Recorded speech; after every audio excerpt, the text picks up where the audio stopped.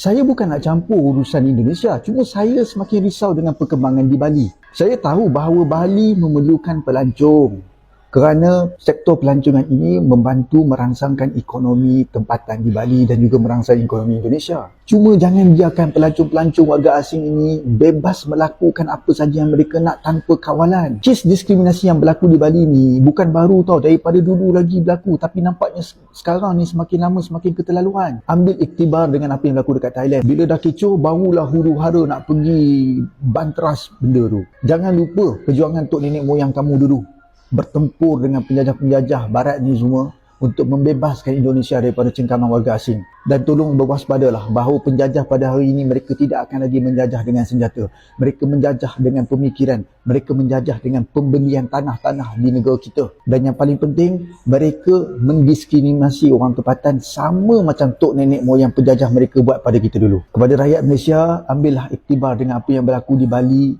di Phuket, dan kita kena pastikan perkara ini tak berlaku dalam negara kita. Cegah sebelum ianya berlaku dan sebelum ianya parah.